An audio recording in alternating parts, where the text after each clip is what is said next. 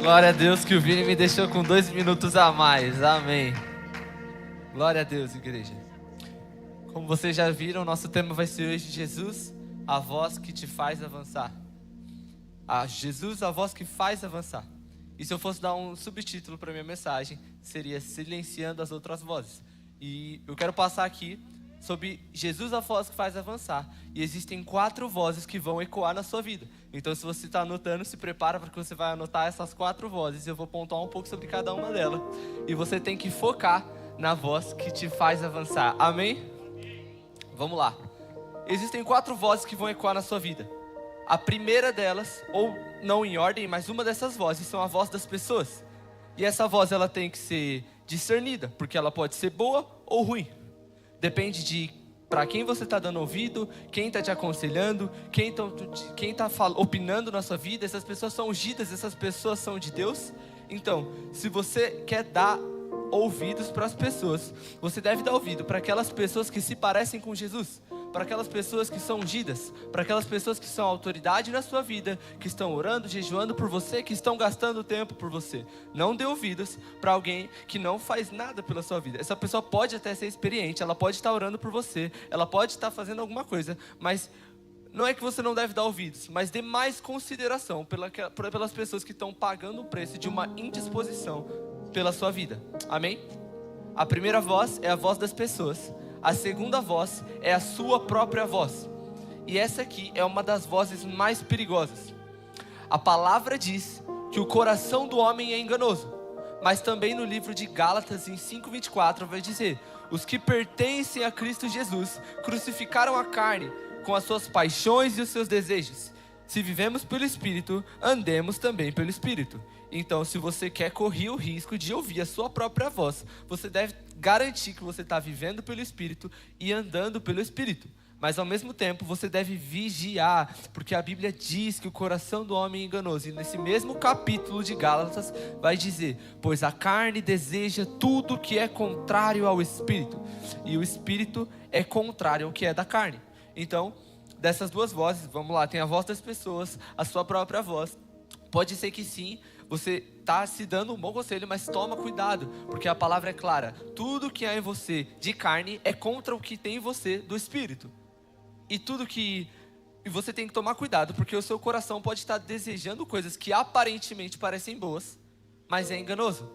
A gente vê que Saul foi um homem que ele fez um sacrifício ao Senhor, porque ele sentiu no coração dele, ele sentiu essa vontade, mas a palavra deixa clara que Saul fez foi uma desobediência. Então tome cuidado, porque às vezes aquilo que está no seu coração pode parecer bom, mas não é a vontade e a voz do Senhor. Aquela voz que você está ouvindo no seu coração pode ser que seja sua e não do Senhor. Amém? Primeira voz é a voz das pessoas. Segunda voz é a sua voz própria. E a terceira voz, essa com certeza você deve silenciar, que é a voz do diabo. Sim, o diabo ele também vai ter voz na sua vida. Ele também vai tentar te tentar. Ele também vai tentar te seduzir. E esse é o momento que você deve silenciar essa voz. E qual é a única forma de silenciar a voz do diabo? É você estar munido com a palavra. E eu esqueci minha Bíblia ali, mas amém. É você estar munido com a palavra.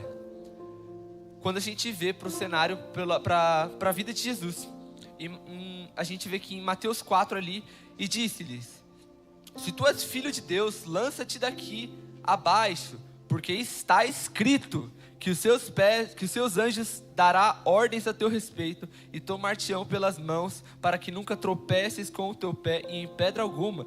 E disse-lhe Jesus: também está escrito: não tentarás o Senhor teu Deus. Então, quando a gente olha para a vida de Jesus, a única forma de combater a voz do diabo é com a palavra de Deus. Então, se você quer combater o diabo, as tentações que ele está te enviando, aquilo que ele está jogando no seu ouvido, primeiro, esteja munido da palavra de Deus, porque ela é o que vai te proteger. Quando a gente vê o diabo falando: está escrito assim na Bíblia, pode ser que esteja escrito mesmo, mas Jesus responde: também está escrito: não tentarás o Senhor teu Deus. Então fique atento, seja munido da palavra e combata o diabo com a palavra. Jesus é o exemplo de combate e ele enfrentou cara a cara e ele só usou a Bíblia, jejum e oração. Ele tinha acabado de sair do deserto ali, quem estava na série do deserto do Jesus viu Elias falando do deserto. Então Jesus orou ali, estava jejuando, estava no deserto, mas mesmo assim, mesmo com todos esses recursos espirituais, mesmo com esses 40 dias de jejum, mesmo com esse período de oração, esse período de solitude, esse período de tempo com Deus, ele combate o diabo com a palavra. Então, se você quer silenciar a voz do diabo na sua vida, use a palavra. Primeira voz, eu vou falar de novo para ficar guardado na sua mente, porque eu tenho tempo graças ao Vinícius. A primeira voz é a voz das pessoas, a segunda voz é a sua voz, a terceira voz é a voz do diabo e a quarta voz, adivinha, é a voz que te faz avançar. Onde ouvir a voz de Deus? Onde ouvir a voz de Jesus? Como ouvir a voz de Jesus? Deixa eu te explicar. A forma mais clara de você ouvir a voz de Deus, a forma mais efetiva de você ouvir a voz de Deus, novamente, é através da palavra. Não existe profecia maior, não existe profecia melhor do que a palavra, do que já está escrito. A Bíblia carrega a plenitude. A palavra de Deus, você quer ouvir a palavra de Deus, não espere uma profecia, abra sua Bíblia. Você quer ouvir a voz de Jesus e a voz que te faz avançar, não procure um pregador, procure a palavra. Ela que vai te fazer avançar. Amém? A voz de Jesus, a mais poderosa, a voz de Deus mais completa é a palavra. E sendo Jesus a voz que me faz avançar, o que eu tenho que aprender? E aí me desculpa porque vocês vão ouvir eu falar dessa mensagem o resto da minha vida, porque é a mensagem da minha vida. Mas Mateus 28:19, ide fazer discípulos. Eu quero trazer isso porque quando eu olho para a vida de Jesus, ele começou o ministério dele logo depois que ele saiu do deserto e ele foi procurar discípulos. Mateus 4, e ele terminou, Mateus 28, dizendo, ide fazer discípulos. Só que eu gosto muito de pontuar, porque em Mateus 28:18 ele fala, então Jesus aproximou-se deles e disse, foi-me dada toda a autoridade no céu e na terra. Cara, quando Jesus está nos últimos momentos de vida dele, e ele está falando, de vida não, quando ele acabou de ressuscitar, perdão.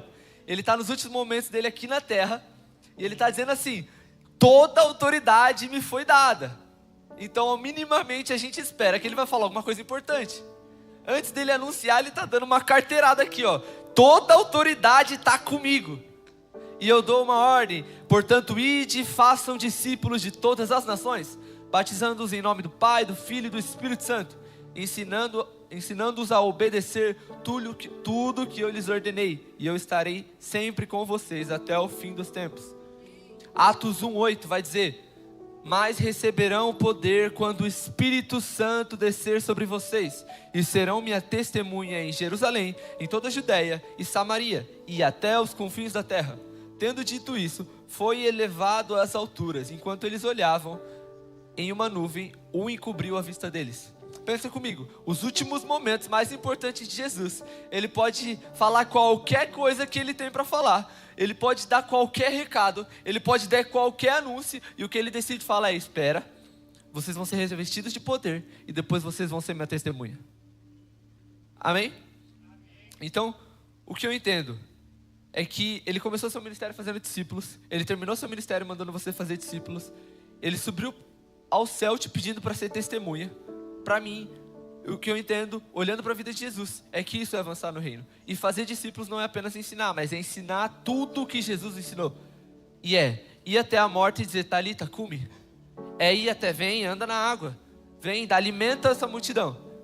Então, se você quer avançar, o plano de Deus, o plano do Pai, é exaltar e testemunhar sobre o Filho que se sacrificou.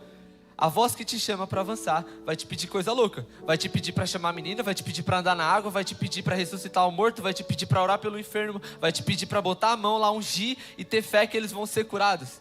A voz que te chama, a voz que te faz avançar vai te pedir coisas malucas. E é por isso que você precisa silenciar as outras vozes. Porque se você estiver confuso demais ouvindo todas as outras 3 vozes, você não vai conseguir se concentrar na voz que te faz avançar.